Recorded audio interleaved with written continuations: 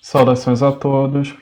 Nós somos alunos de Engenharia da Computação da Universidade Federal do Pará, da disciplina de Inteligência Computacional, e vamos responder as perguntas acerca do capítulo 2 do livro. Primeiramente, a questão número 3, que fala para a gente fazer breves comentários sobre aprendizado supervisionado e não supervisionado. De acordo com a inteligência computacional e machine learning, para ser exato, esse tipo de aprendizado é todo aprendizado, a capacidade de prever uma solução a partir de experiência. Isso quer dizer que a máquina vai testando essas soluções e a partir de um ponto ela vai prever uma solução possível para um problema depois de ter testado N vezes. E no machine learning existem dois tipos de aprendizado, o supervisionado e o não supervisionado. O supervisionado, em suma, ele já é o aprendizado que tu já tem as respostas prontas, e essas respostas prontas, dado o teu problema, tu vai alimentando a máquina com ela. É como se digamos, tu tem o teu problema, e dentro do teu problema, tu vai tendo soluções. Essas soluções, tu vai treinando a tua máquina com essas soluções, ela aprende a partir dessas soluções, e depois ela vai ser capaz de predizer uma solução nova para o problema. Se for exemplificar, seria o exemplo de um aluno, e esse aluno e um professor. O professor vai ensinando o aluno a partir de exercícios, e esses exercícios eles vão treinando o aluno, e o professor diz, isso está errado, isso não está errado. Essa tutoria do professor faz com que o aluno se torne preparado para uma prova, para fazer uma solução. Por outro lado, o não supervisionado, o aprendizado não supervisionado, esse tipo de aprendizado tu não tem as soluções previamente conhecidas. Essa é a grande diferença dele do supervisionado. Por tu não ter como alimentar a máquina com as soluções, treinar ela a partir disso, tu vai fornecer dados para a máquina, tu dá uma instrução inicial para ela e ela tem que detectar toda essa capacidade, esses padrões, todas essas relações dos dados para poder predizer a melhor solução possível. Boa noite, meu nome é Adriano Madureira, eu sou o manager do time W. Basicamente, eu estou aqui para responder uma questão que é o que são os percentis e quartis. Bom, os percentis, eles estabelecem uma determinada relação com os quartis. Por quê? Basicamente, ambos são divisões do conjunto de elementos, certo? Ambos são divisões de conjunto de instâncias, certo?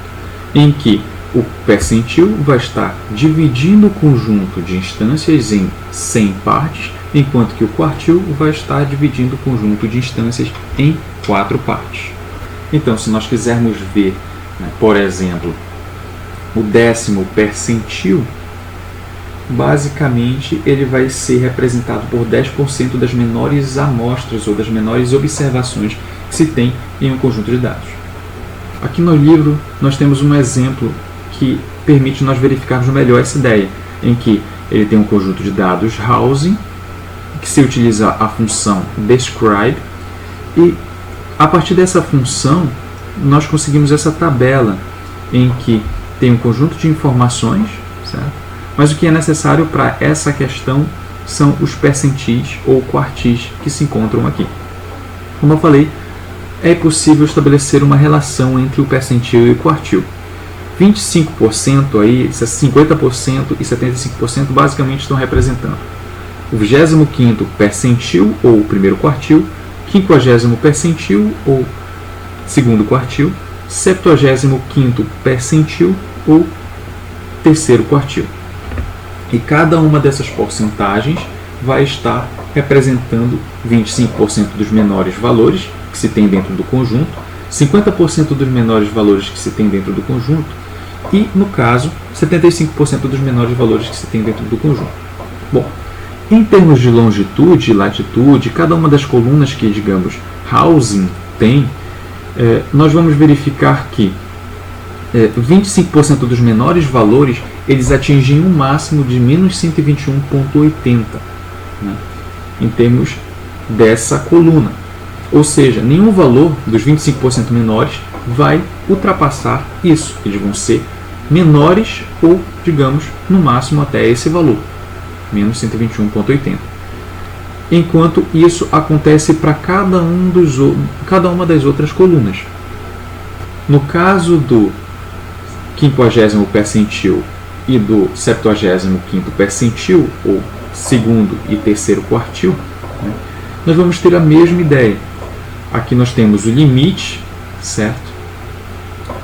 O valor limite que nós temos para, digamos, 50% das menores amostras, 75% das menores amostras, e no caso, esse valor ele não pode ser ultrapassado, ele sempre vai ser menor ou igual a isso, certo? Em cada uma dessas colunas, ok?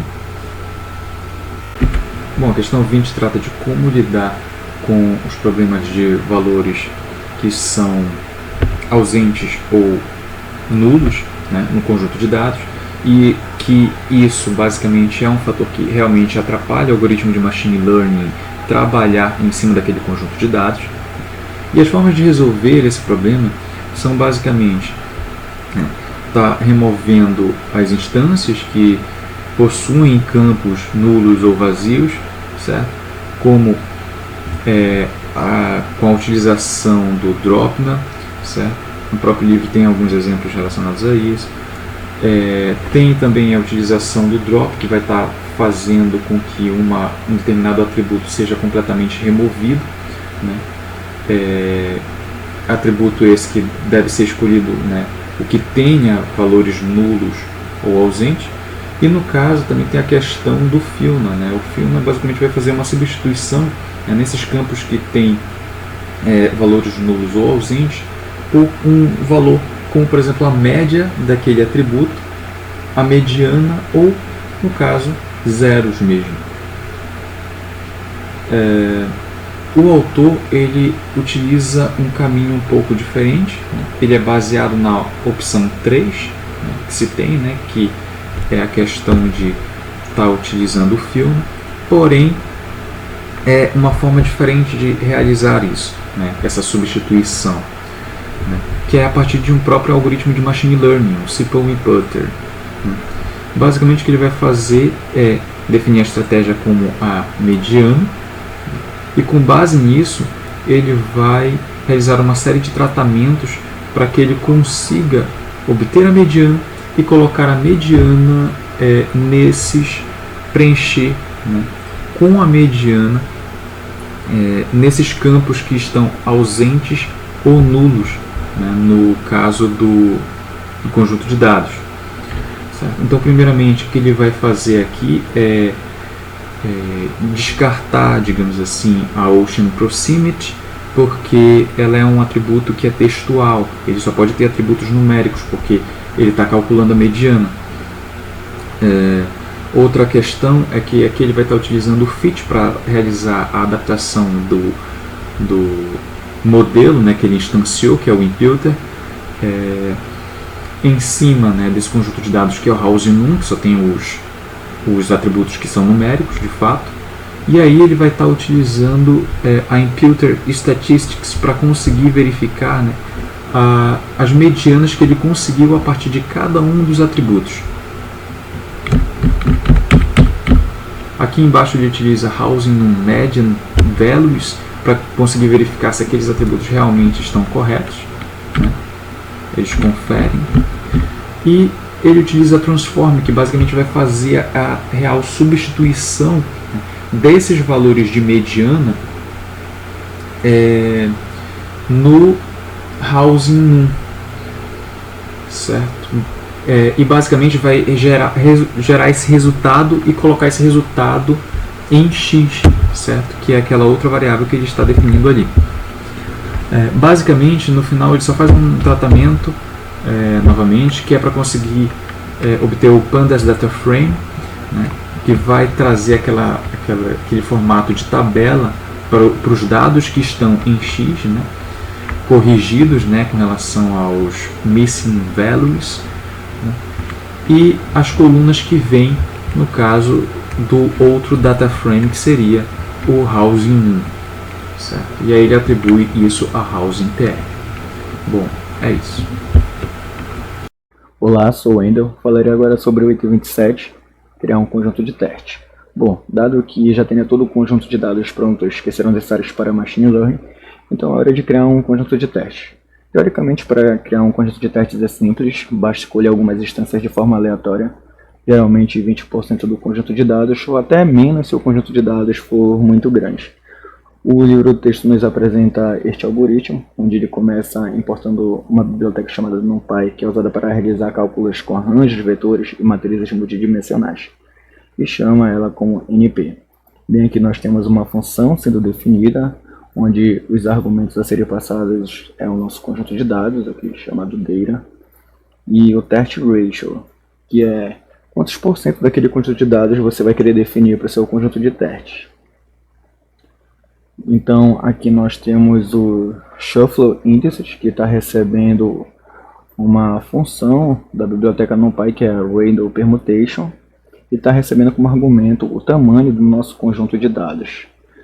O que ele faz aqui é pegar os índices desse conjunto de dados e permutar de forma aleatória e retornar para esta variável aqui, shuffle index.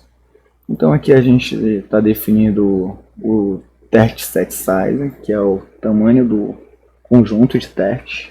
A gente pode ver isso pelo produto entre o tamanho do conjunto de dados e a multiplicação do test ratio. Então aqui a gente tem o test indices, que ele recebe o tamanho do conjunto de testes. Também temos aqui o train indices, que no caso vai receber basicamente o que sobra. Se aqui ele recebe 20% do tamanho de todo o conjunto de dados, então o train indices vai receber 70%, ou seja, o que sobrou desse conjunto de dados. Então aqui ele retorna, né, o train indices e o test index. Ou seja, este é um algoritmo que escolhe instâncias de forma aleatória. Para usar essa função, basta fazer a chamada dela, com o mesmo nome que ela foi criada, passando os seus devidos argumentos. Aqui, house, representando o nosso conjunto de dados, e 0.2 representando 20% do conjunto de dados que serão usados para o conjunto de teste.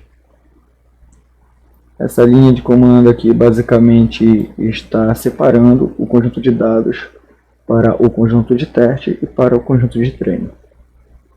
Aqui simplesmente está mostrando o tamanho do conjunto de treino e aqui mostrando o tamanho do conjunto de dados, sendo este valor aqui representando 20% de todo o conjunto de dados e este valor logicamente representando 70% de todo o conjunto de dados.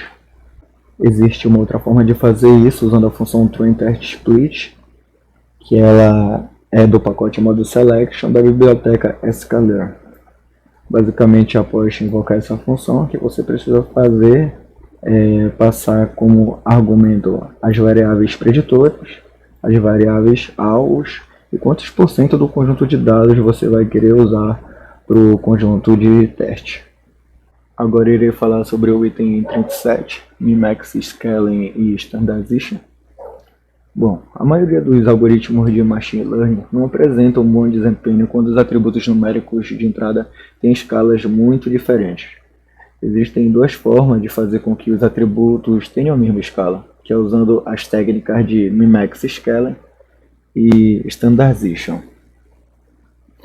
O Min-Max Scaling, ou escalonamento mínimo e máximo, funciona da seguinte forma.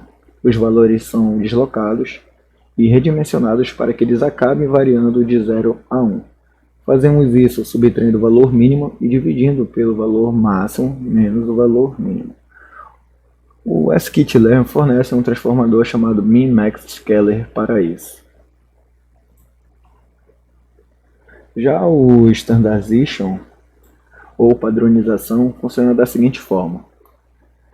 Ele subtrai o valor médio e divide pelo desvio padrão para que a distribuição resultante tenha uma variação unitária.